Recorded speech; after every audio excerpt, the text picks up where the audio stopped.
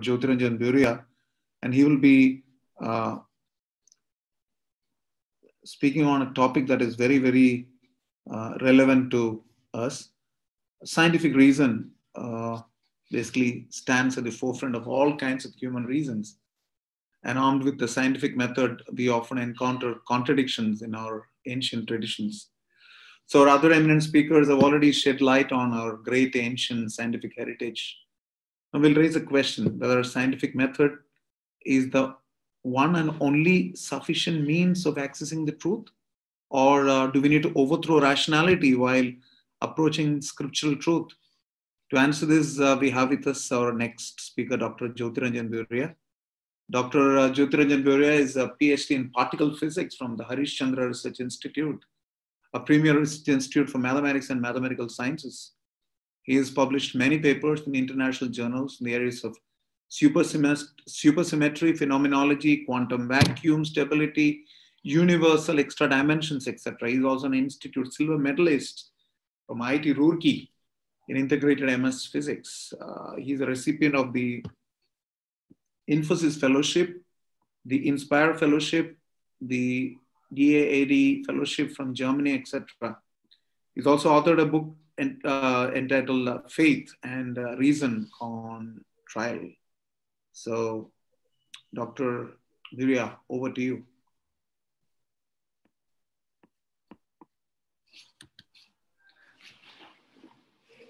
Am I audible? Perfectly. Please go ahead. Okay. So thank you very much, Rishi Kumar Pro, for a kind and generous introduction.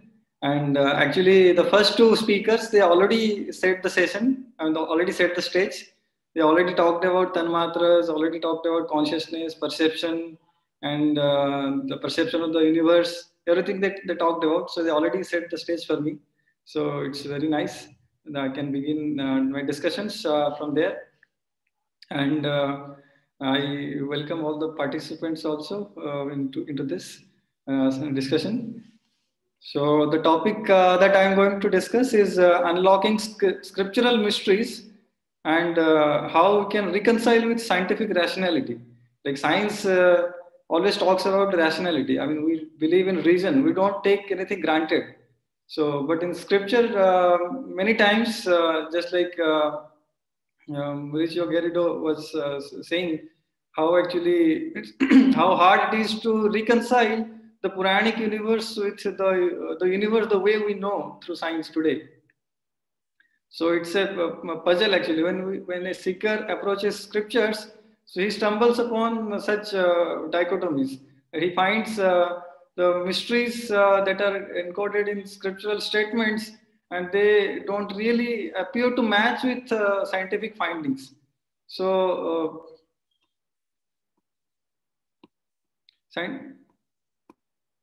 just a minute, there is some.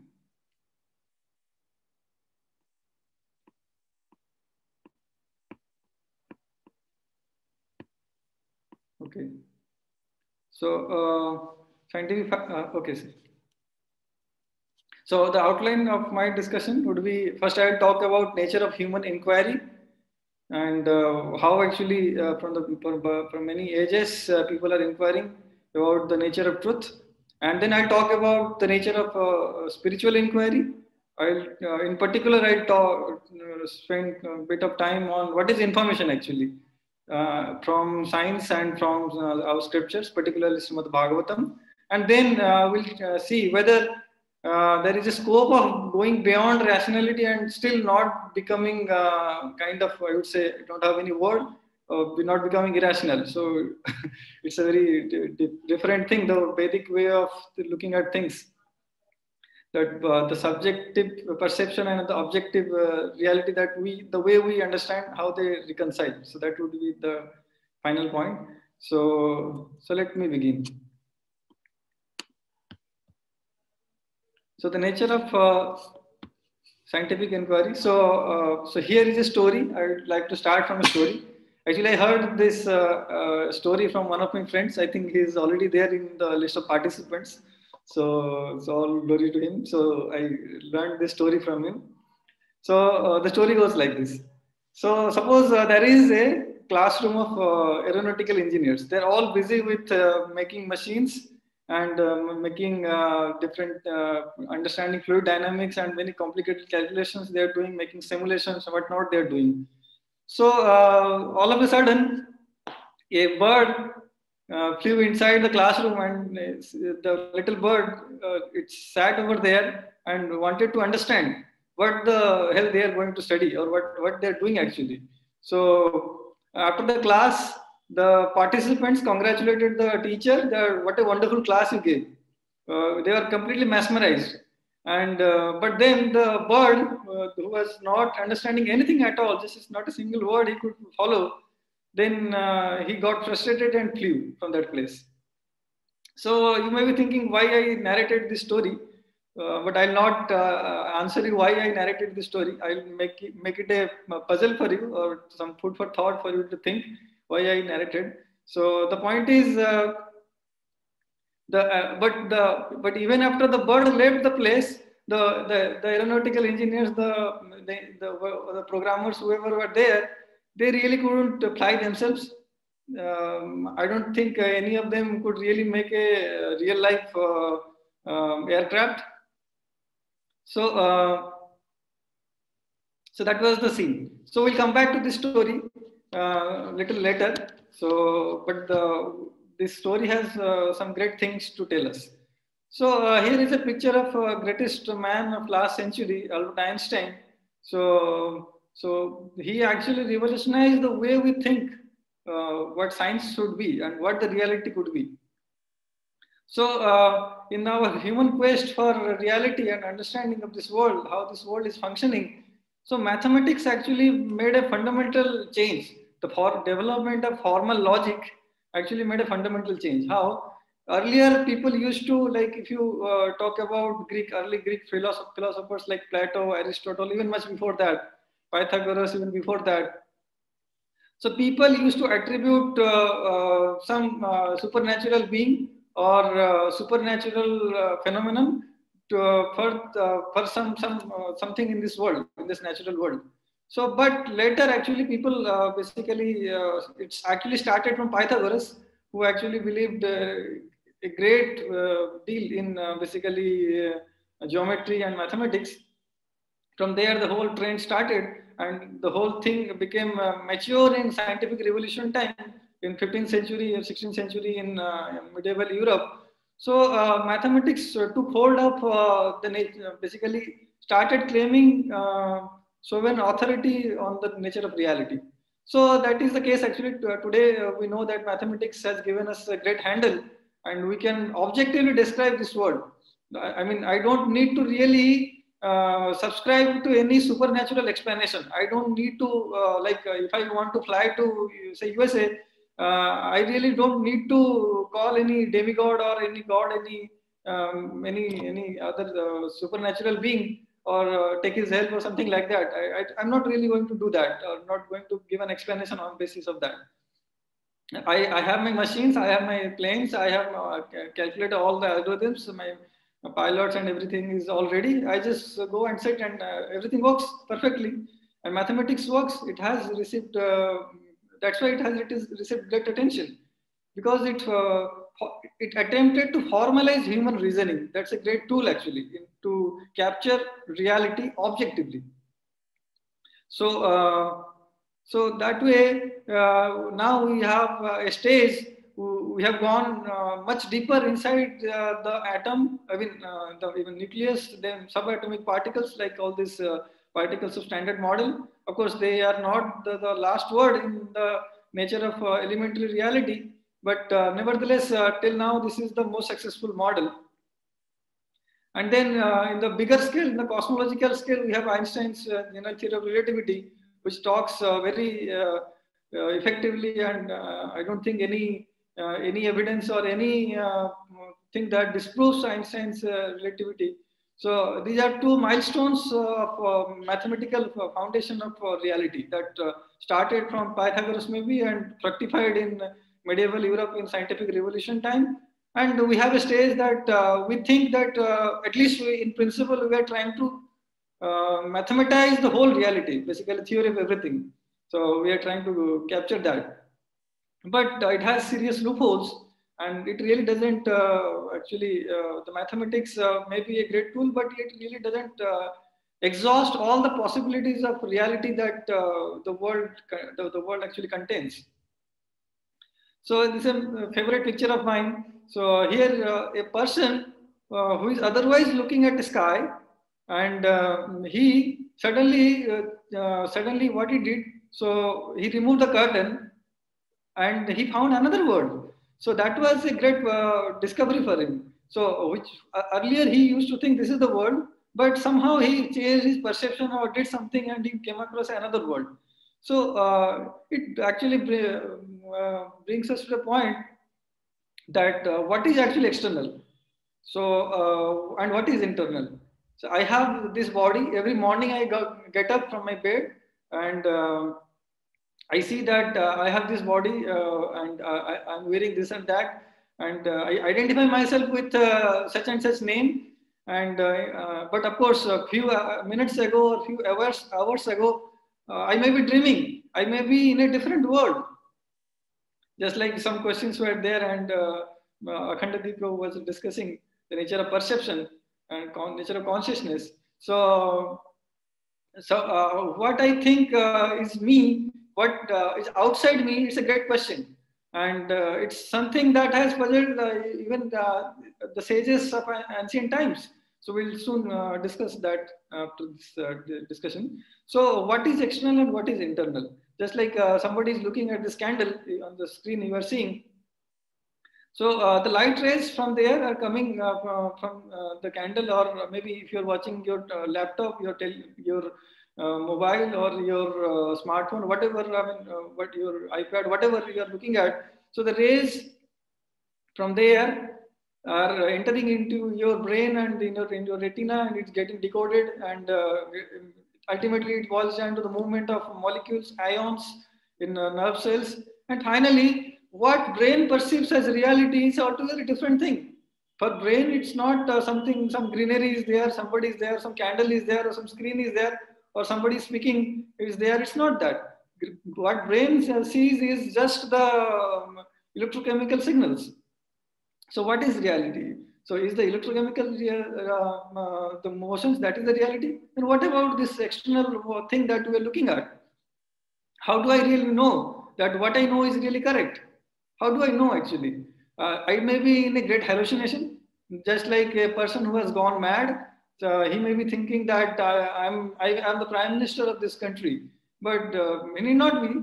So, but he thinks like that. So like that, I may be in hallucination. So then I would say that what about others, the people who are around me? So then the point is, how do we deny that they are not in hallucination? Just like this idea was popularized in 1999 perhaps, just before 1-2 years before 2000. So there was a great movie, The Matrix, that revolutionized the idea of virtual reality, the AI, how artificial intelligence can take over. I mean, it kind of mesmerized people of that time, I mean, till today also. So that we may be living in a virtual reality, who knows? So then how do I know what I know is really correct? So it's a great question. And actually it humbles down a person. So somebody may be boasting that I know everything, I can explain everything. But then the question, how do I know what I know is really correct? It's a very fundamental question. So similar things were captured in medieval painting. It's called Flammarion woodcut. So there a shepherd once reaches the edge of the universe and discovers another world. So it's the perception, just like Mauricio Garrido was talking about the Puranic universe and the level of existence of reality in multiple stages. Like say, I may be going to moon and may not have access to the moon. I mean, the way the scriptures describe. So this Flammarion woodcut says that the shepherd, he came across the edge of the universe. It's a hypothetical thing, but nevertheless it conveys the message that the reality that actually exists in ontological way. I mean, ontological means in its own identity. I mean, its own existence. So the ontological reality may be a different thing, but what I perceive may be a totally distorted, augmented reality. How do I know that? So here is a great experiment. So it's all started from rubber hand illusion experiment. The all series of experiments that followed from there. So there I can see a mannequin is there and a real person is there. And the real person's head is mounted with a virtual reality setup. And what the researcher does, he actually synchronously taps the mannequin's belly and the person the subject on his belly, the same way, synchronously. And suddenly, this virtual reality system is made such a way that the person actually sees the mannequin as himself. I mean, the spatio-temporal positions are entering into the brain of the person, the subject. And suddenly the person actually stops tapping over the subject's belly, and he continues to tap over the mannequin's body. So the person actually feels that he is being tapped. Or suppose the researcher changes from point, some pen or something, the pointer to a knife. Then the subject who is undergoing this test, so he becomes fearful, as if, somebody is going to stab him. Just like in our dream, like just that last night when we slept, so we had dreams, and we were thinking that I am actually that person. In the dream, I was exactly 100%. I was identifying myself with the person in the dream.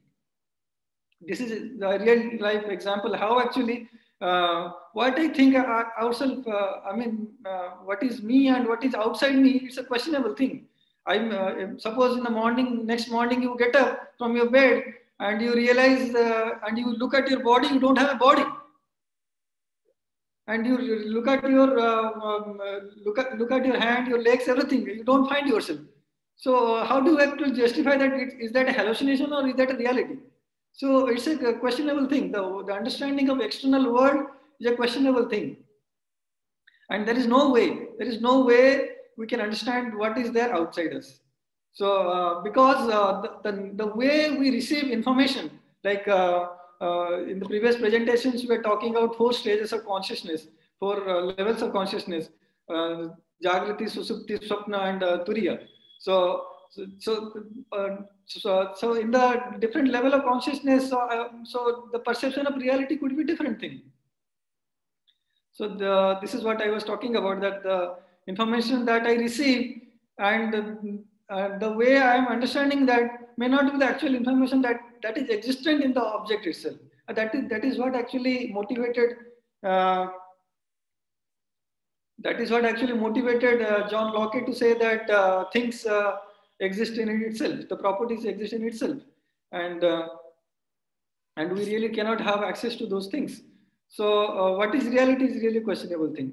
So having said that, so to all due credits to all our scientific advancements, all our mathematical exercise, so certainly they carry a law, they are truth, the part of the truth, but they may not be the end of the story, because nowhere in the discussion I was encountering the subjective experience of reality. There was nowhere, the picture was not there. That is what consciousness deals with.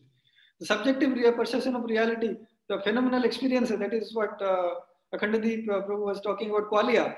So these phenomenal experiences are not really so much describable in hard science.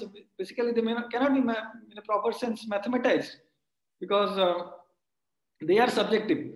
So,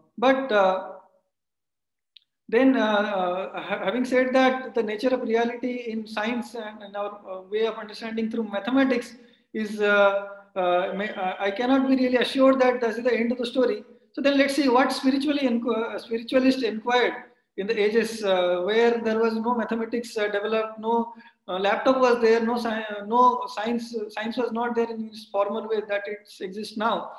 So how they inquired? So that actually conveys a great message that actually we may not need mathematics to describe truth. There may be alternate ways to describe truth, just like this sutta from Rig Veda, 10th mandala, 129th section and first verse, basically that's called Nasadiya Sutta. And this is one of the most commented sections on in the Rig Rig Veda that talks about how actually creation and all these things happened. And it basically, this particular, there are 10 or 8 such verses, and this actually encodes all of Sankhya, Vaisheshika, and all of things in a very succinctly.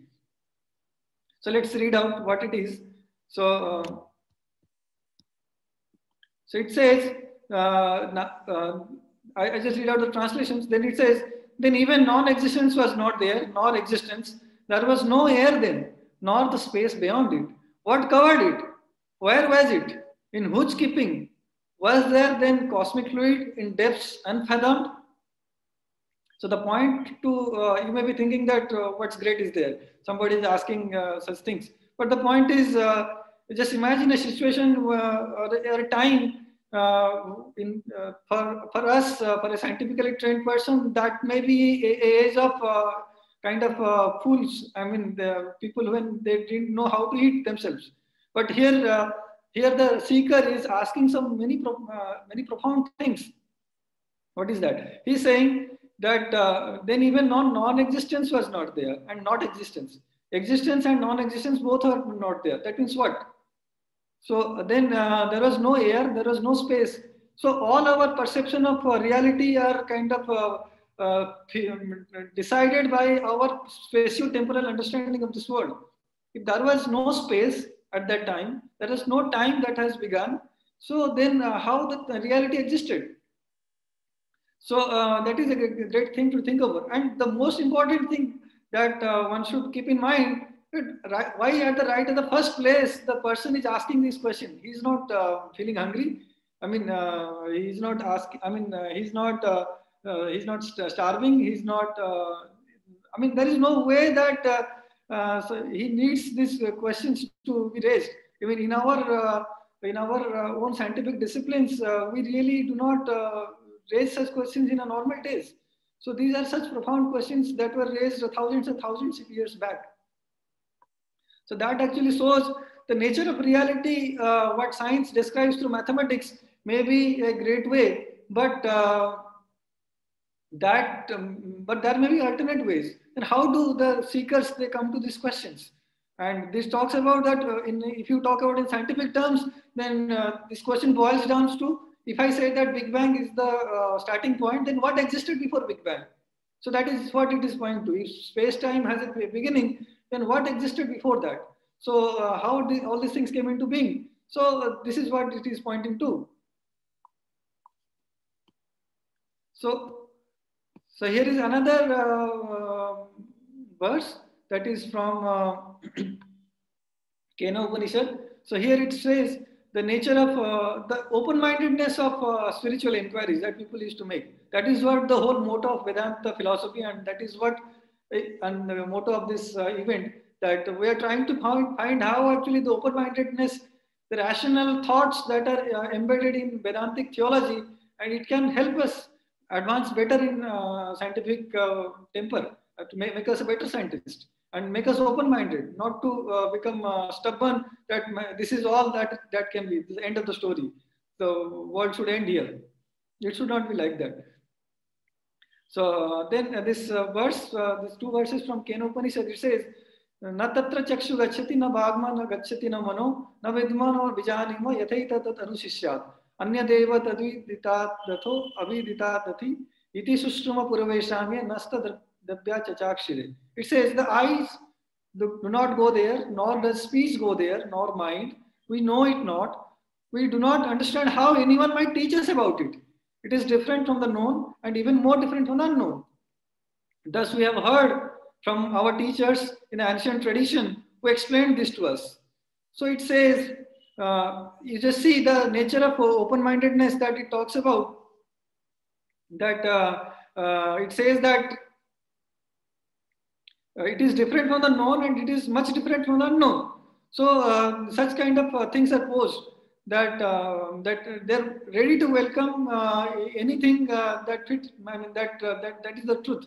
So they are not really dogmatic. So that is how the spiritual inquiry is actually. So I was talking about that mathematics doesn't really exhaust all possibilities, because the subjective experiences that cannot be described properly in mathematics, just like qualia. And that is where the whole consciousness studies is stumbled upon. So here is a nice example from philosophy, in the philosophical studies, that suppose you just see this small drawing. If you see along the x-axis, you will see a duck. If you see along the y-axis, you will see a rabbit. So the same figure gives us two different perceptions. So it actually tells us that I may be stubborn to say that this is the thing, that nothing that should exist beyond that. Then I should take a break. I should step back and see, hold my breath, that maybe there is another possibility that I didn't exhaust. My formal logic, my mathematics might have exhausted these things, but it might have failed to capture something that is very fundamental to this creation. So these multiple facets of truth can very much coexist. And that is how actually the world views that is embedded in scriptural statements and the world view that is accessed through mathematization or through formal logic. So they may coexist. There is no wrong in that. So then you may say that how can something be two, like one object, how it can exist in two things? So, but that is how actually even in our scientific discussions, just like those who have studied quantum mechanics, and we know that this wave particle duality, that if a microscopic object to exist it as a particle or a wave, I cannot really figure out what it is unless and until I do experiment. But here I can just briefly mention like we started science to describe things in terms of primary properties, just like John Locke divided properties into primary property and secondary properties. Secondary properties means subjective. And the triumph of science happened just because we figured out the ways to extract primary properties out of secondary properties. Just like I described, now we are undergoing winter in India, and now it is cold. So I will, in a naive way, I will say that heat and that way it's experience. But if I go down, then I'll talk in terms of, if I talk in terms of science, then I'll discuss the temperature and all these things. So that becomes an objective handle over the subjective truth, subjective experience. But it really doesn't exhaust all things. There is something that qualia, what already Akhandadipo discussed, that part always remains very intrinsic to the experience of the conscious experience. So what I was saying is science started with description of primary properties, but nevertheless, as time went by, so now we have reached a stage where we are actually questioning the relevance of primary properties, basically the objective truths. If you look at quantum mechanics, so unless and until a system is observed, you really cannot predict what the outcome is going to come. So it can coexist in many forms. So then I would say that what it is actually in its own existence, the ontological way, what it is actually, I do not know. I cannot access that. So these things and the role of observer, the role of consciousness, which is in itself as it has its subjective part and it has its objective part, and the subjective part, how I am going to address in science, and that is where actually the Vedantic theology could help. That the nature of consciousness and the nature of perception, here is a great area. The next revolution is going to come. So we'll discuss that a bit later. So let us see. So that what the information is. So like all knowledge we have, we can describe in terms of set of informations. That like for example, suppose you are watching this screen, maybe your laptop, maybe your desktop, maybe your smartphone, whatever. So so the information that the sound that I'm vibrating from here, and that is getting decoded, that is encoded in some binary, in some logic, and it's basically sound codecs and this video codecs, and it's getting transmitted over internet and received at your end as some binary set of information, and that is then further decoded and then finally through many stages it gets transmitted through your speaker and or through your screen monitor. You are watching that. So the information, so the reality that we know can be all described in terms of different set of experiences, different set of information. So that is what, but in our modern science, modern understanding, the information is not really complete. We describe information as some very quantitative things. Just like I will say that this much of GB of data, this much of hard disk, or this much of RAM. So all these are some, this is this packet of information. So all these are all quantitative description of information. The information in its own identity and the information, the content it carries, and these things are different things. So the KB, GB or whatever I would say, and it can exist in many different ways. So but what actually the message it carries, that's a different thing. So the KB, GB, ultimately the flip motion of electrons, that is certainly different from the information that that I'm transmitting. It's different that. Then one would say that okay, maybe through it has emerged out of such phenomena. But then I would say that what it is in its fundamental level, if I go down in its fundamental level, what it is actually. So that that is not really properly answered. So the ontological questions are really not really addressed properly in scientific discussions. So here in Srimad Bhagavatam, so there the third canto, 26th chapter, 33rd verse. So there it describes information. What information should be? So it says, Artha sayatvam sabdasya drashtu lingatmavevacha tanmatra tvam navasho lakshanam kavayo vidu. So here it talks about a great thing, that is tanmatra. So just before Richo Garrido was talking about how actually the sages who have access to higher stratum of reality, they can directly access tanmatra. And so that is what tanmatra is. It's very subtle. It cannot be really accessed through our gross, we cannot really perfectly perceive through our gross senses. So here the definition of information goes like this. So the persons who are learned and who have true knowledge define sound as that which convey the idea of an object. So all information are taken as sabda or bak in Vedantic theology. So that the first criteria is it conveys the idea of an object. So just like I say that this laptop has such and such size, it is 13.3 inch size, the diagonal is 13.3, and the camera is such and such megapixel, and the audio bitrate that I'm transmitting is this, and so these are some descriptions, the ideas of the object. But then another criteria that it sets that is required to say something as information, it says that indicates the presence of a speaker screened from our view. So it says any information that exists in this world, there is a speaker behind that. So one would say that, okay, it's fine that I am saying, so you are hearing, so that way the information exists, but you can see that I am the speaker. So, but what about other reality, other facets of reality that I'm seeing? So where is the speaker? Where is the speaker who is, first of all, say, for example, let's take the example of atoms and molecules, the motion of that. So the reality, that information that I am describing, so what is the sound that, what is the sabda that existed? What is the information that existed before that? So these actually points to, again, religion and the scriptures. So that is where, but these questions are not really properly answered in science. So, but nevertheless, it's not that they cannot be described more. So once you understand what information is, so then in Vedic terms, Vedantic theology, what sabda is.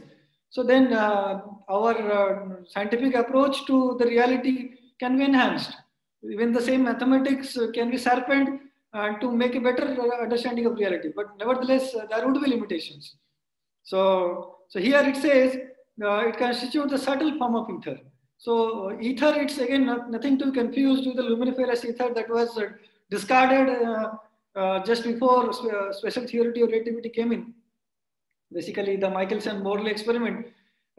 So what the Vedic Sankhya, the Bhagavad Sankhya talks about, the ether is just like a space-time, but basically the fabric of the whole creation.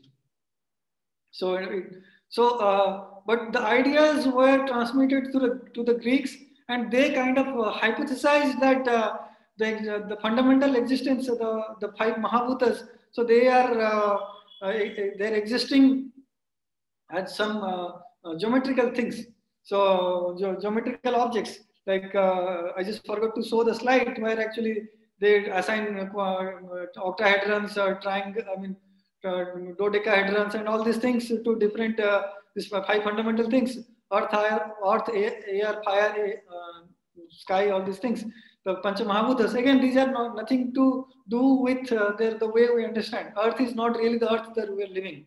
It's just a phenomenological model that describes the fundamental entity of that model. So it has the earth in its most grossest form.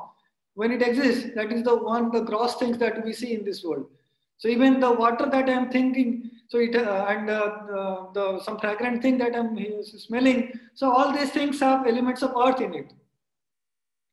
So this ether, what it says, the sound is the primordial thing that existed before the space and time existed. So here is a section from Rig Veda. So the basically first mandala of 164th section, 45th verse, it actually defines that there are, depending on the four stages of awareness, four stages of consciousness, there can be four stages of sound. So the first one is Vaikhari, which is basically the ordinary sound that we are dealing with. Sound and the content of the sound. So they are two different things here. There is a dichotomy between these two realities. So, but then there is Madhyama level of sound. Madhyama means it's kind of the sound, the information that is transmitted inside your mind. That is the Madhyama level of sound. And then the Pashyanti is, it's more of intelligence is now involved, and that is the Pashyanti level of sound. And then the highest stage, so in the Pashyanti level, the information and the sound, the Sabda, they are more or less similar. But in the Madhyama and the Vaikhari, the Sabda and the information it encodes, they are different things. So that's why actually Vedic knowledge is a revealed knowledge. That means if I just study Vedic knowledge through academic practice, but academia without any practice that it recommends, I am never going to scratch anything on the surface of Vedic knowledge or Vedantic theology. I'm never going to understand that. So the information and the practice always go hand together. So in the Vedantic theology, that is how actually people who are not sufficiently trained, so they are dealing with mostly Vaikhari and somewhat Madhyama level of sound, Madhyama level of information. That's why the Vedantic theology appears contradictory in many ways. But in the Pashyanti level, when it's kind of intelligence is involved there primarily, and that is Pashyanti means just a seeing. So just like a engineer, before building a bridge, he makes a blueprint of the whole thing. So that is kind of a Pashyanti level of just giving an analogy. So, and then the para level is the stage where there is a spiritual level. That means there, the sound and the information it carries, they're not different. That means as soon as I hear, I understand the reality completely. So that is how Sabda Praman is. Like if you study Vedic epistemology, so in Vedic epistemology, so there are three primary kind of pramanas. That is the Pratyaksha Pramana, the understanding that is derived through the senses or extended senses. And then there is Anuman Pramana, or through logic or inference. And that when senses fail, then I can use my logic and my rationality to capture the reality. That is what science and mathematics is dealing about. And then there is the third level, that is Sabda. Basically, that is talking about the Para Sabda, Para level of sound. There, as soon as a seeker receives the message, the whole message gets decoded. That's why Vedic sages never used to write anything. Whole content of Vedic knowledge was getting transmitted through generations of students, and that is why it was called Shruti. Shruti means that is passed through hearing. So there, the competent person only was required to capture the truth, and that's why those knowledge were not entitled to everybody and everyone anywhere. So those qualified people who had access to the highest stratum of reality, they can directly access the tanmatras, and beyond that, the para level, and the whole information gets decoded. And just like in Srimad Bhagavatam, the very first verse, it says, Tene Brahma Hridaya Adi Kavaye Muhyanti Yat Suraya. So it says actually the whole Vedic import was there. I mean, it was imported in the Brahma's heart. He didn't receive any information from outside. He received information from inside. So that is the level of para sound. That it doesn't the Sabda Pramana basically, the para Sabda. The Sabda Praman exists on its own. It doesn't require any other Praman to substantiate it. That is how the Vedic sages could access reality even though senses and logic fail. And that's why it indicates that even though I don't have mathematics, still it's not that I don't have access to reality, just like the Vedic sages did. They may not have objective descriptions to symbols and all the way I'm doing now, but they have their own way of approach, their own way of understanding the reality. That was based on the para level of sabda, para level of information.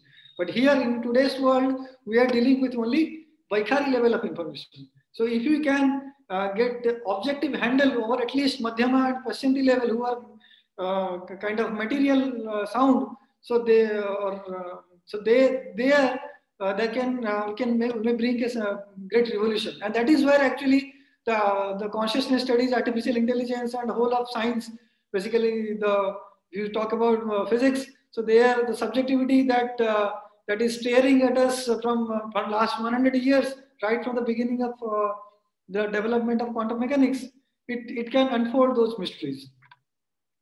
Okay, let me go quickly. We're running short of time. So I already told that our understanding of information is mostly quantitative, and that was basically popularized by the works of Shannon's entropy.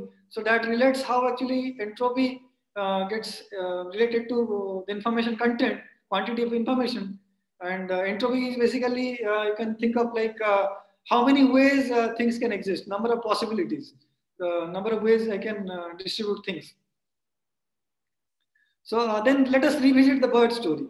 So I was saying that the bird that flew away from the classroom, so it may not understand mathematics at all. It may not understand the simulations that are going on the computers at all. It may not make a aircraft on its own, but it itself knows how to fly on its own right from the very birth. So it doesn't require any other training to make it fly or to make it understand what actually flying is actually. It knows on thing on basically I would say ontologically. So what actually the flying is, what it means to fly. So that's why actually in consciousness studies, there was some few decades back, there was a philosopher Thomas Nagel who wrote a book, What It Means to Be Bat. Can I know that what it means to be a bat? There is no way I can do that. So only way what it means to be a bat, only bat can only say. So that is how, even though I don't have the Vedic sages didn't have understanding of mathematics, they didn't know mathematics, how to do calculus or how to do abstract mathematics. But nevertheless, it doesn't mean that they are prohibited from accessing the higher stratum of reality. In fact, they did actually. That is how we see all these great mysteries in the Vedic scriptures.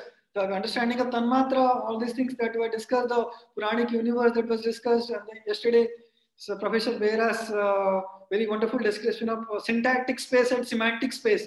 That was, I was kind of very, I'm impressed by his these words. I mean, this uses and the way he described that all these things are very qualitatively described in our ancient scriptures. These are just small bits I described. There are hundreds of such instances where a qualitative description of quantum fields, qualitative description of what all everything, particularly all fancy ideas we know in this in our scientific community, on not in the mathematical sense, but in a qualitative sense, they were discussed. But that doesn't mean that we should stop doing science. And our job in present time would be then how to understand those scientific realities and then reconcile with our worldviews. So then let me come to the end of this section, the limit of scientific rationality.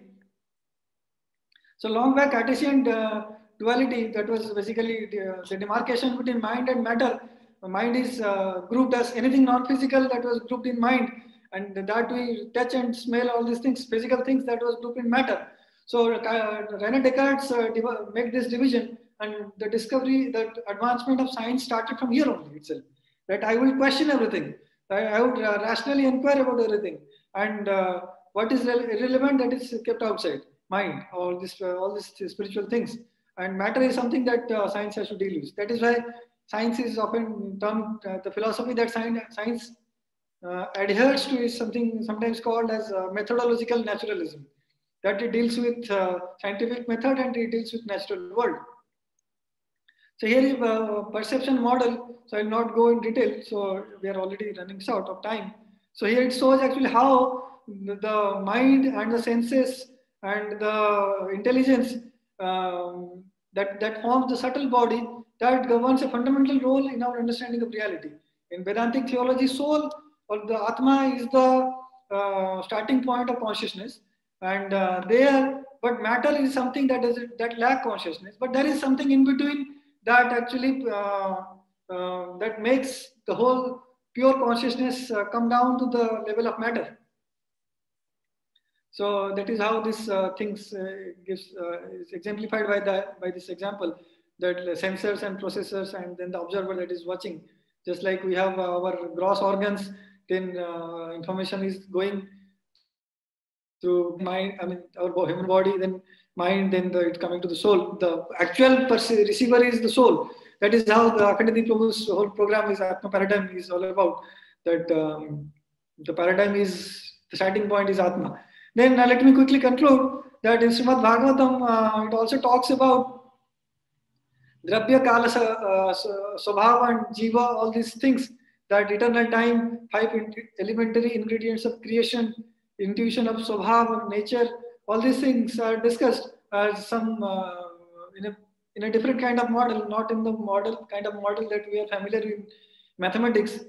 So these are some great things one should ponder over. And it talks about, in the 24th verse, it talks about Drabya Sakti, Kriya Sakti, Jnana Sakti. So the starting point, it is said that when 3 modes of material nature, just like Mauricio Garrido was talking about 3 modes, Sattva Guna, Raja Guna, Tamo Guna. Sattva Guna, Raja Guna, Tamo Guna, when it expresses itself, the ahankara, the false ego expresses in 3 modes, then different kind of manifestation started, and the whole cosmic creation started through the manifestation through ignorance. And this Drabya Sakti is that creative potency that makes the whole creation come about. And then the Kriya Sakti is that is through the passion, and the Jnana Sakti is through the ignorance, sorry, the goodness, Sattva Guna. So that part is there. So all these things talk in a very abstract way and a very qualitative language, how actually the whole creation started, how it, the whole, right from starting from the very fundamental existence of Mahatattva, and then Pradhan, and then basically then coming down to the stage of gross objects that we see around us. So that talks about these things. And this is a phenomenological Sankhya model that is there in Srimad Bhagavatam, Bhagavad Sankhya, that was also discussed yesterday, some bits today, that the subtle actually creates the gross. So the objective subtle things just like sound, touch, form, taste, odor. All these are tanmatras, the objective subtle experiences. So they are then further come down to produce the ether, basically the very fabric of this creation. Then air, then this air is nothing to do with the air that we know, the movement of molecules. It's not like that. So air is the this earth, air, fire, water, earth, ether. All these things are so subtle that we cannot perceive through our gross senses. So these names, the way it exists in Sanskrit, so it's just a phenomenological model, and it conveys a deeper and subtler understanding. And as I was saying, that the four stages of consciousness, the Susupti, Jagrati, and Swapna, accordingly, there are four forms of information that also exist, just like we discussed, like this Vaikhari, Madhyama, Pashyanti, and Para.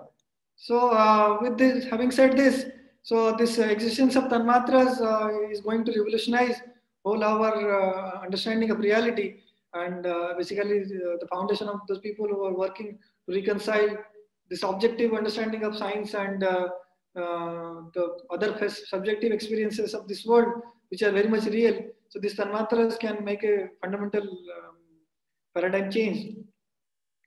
But then many times I come across people who actually advocate that mathematics is everything and it has the final authority over truth. But here I will conclude with one theorem by Gödel. Gödel's incompleteness theorem actually says that in a consistent number system there will be always certain statements that are actually either not. I cannot say whether it's true or false. It's undecidable. So it gives you a strong message that what I say, that probability, that I want to prove everything, that probability is a very shallow understanding of truth. The understanding, the realization of truth is the subjective part of it. Actually, when it added to the objective part, that makes the whole thing complete. And that is where the Vedantic theology and scientific temper, they can go very nicely, synergetically, and we can have a better world for us. And I would conclude the final statement from this great thinker, Albert Einstein. He says, as for the search for the truth, I know from my own painful searching with its many blind alleys how hard it is to take a reliable step, be it ever so small, towards the understanding of that which is truly significant. So it's the statement of Albert Einstein. It says, the reality that exists in this world is going to humble us.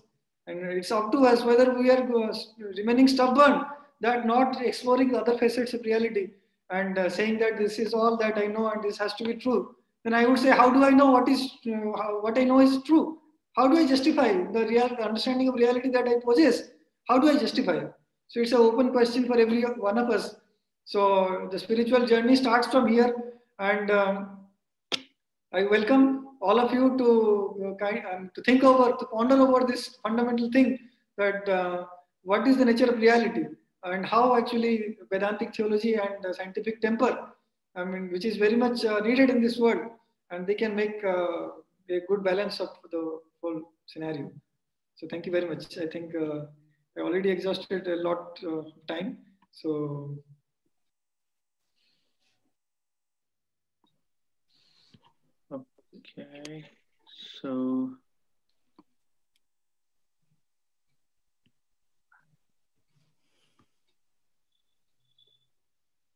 Okay, so I think thank you, Dr. Jyotiranjan, and we have just opened the chat window for questions. So one of the question is there: how can one reach Pashyanti and Para level of information perception that you have mentioned about?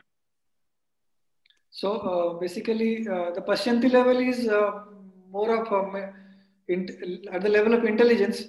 So and the mind. So that many of us are already doing that. So just like I give the example of the engineer who is making a bridge.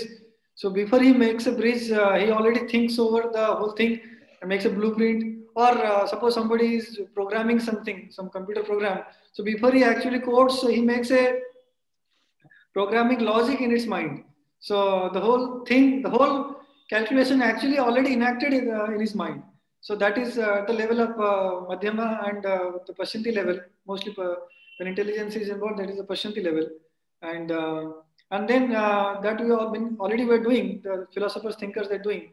But then the para level of sound is something that is spiritual. It is not accessible through anything material. So that is how actually Vedic knowledge is called Sabda Brahma. Sabda Brahma means the information and the content, they're the same. And to access to that, one has to practice spiritual.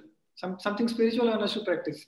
And the more we differentiate ourselves from this ephemeral world, the phenomenal world, the more closer we'll come to the level of para. So that is how Sankhya philosophy teaches us, that to discriminate and find out that what is matter and what is not matter, and come to the stage of spirit. That is the level of para. But it all depends on spiritual practice. Without spiritual practice, one never can have access to the para level of information, the ontological state of everything. The information there is describing the ontological state of everything. Okay. So, thank you. Next question is, what does it mean fire is subtler than water, air is subtler than fire? Could you please elaborate? Oh, yes. So there, if I go back to my slides, is my slides visible still or? No. We are just seeing you only. Okay. Let me share 1 second.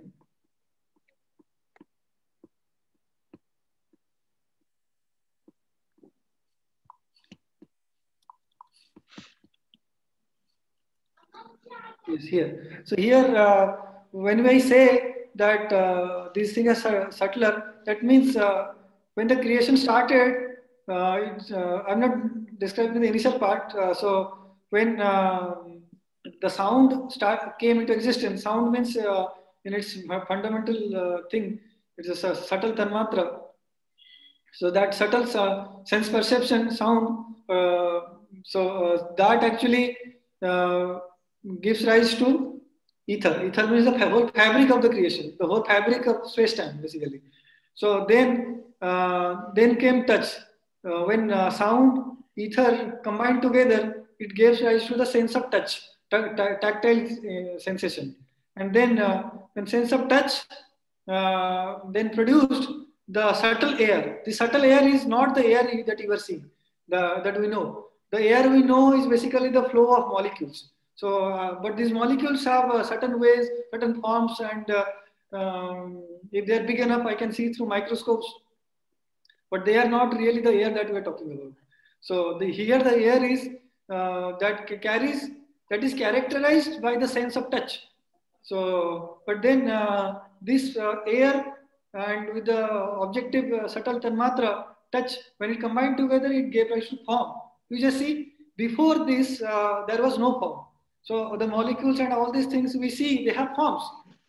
But here, before the creation of form, there was no form. Basically, at the level of ether and air, basically when space-time generated, or when the what we call as air in the Sankhya model, so that existed, that created. So there was no form. That means there's no way to understand. Like we. So we come to understand form through the fire. So we have then the next level of element that came into being, that is fire. So our understanding of form, just like I am looking at the screen, it has a form. How I am understanding that it has a form? Because there is a light source behind that.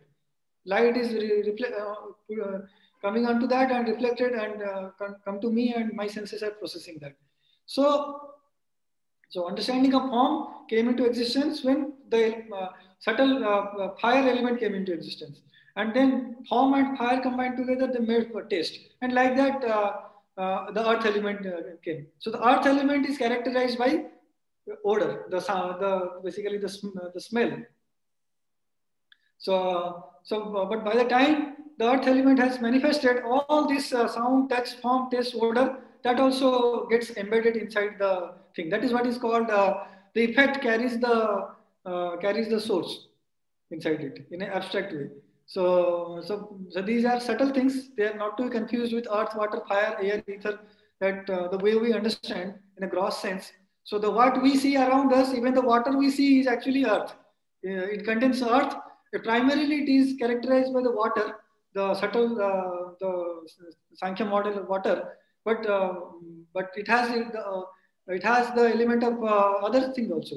Ether, it has space, it has the sensation of touch is also, we are feeling sensation of then sound, if there is some fragrances and then we are smelling that. So all these basically all elements are there. So they are not to be confused with the subtle fundamental ingredients of this model, Sankhya model. So that is a different thing. Yes, please. Okay, so the one last question from Subhash Goyal ji. The Lord Krishna manifest time.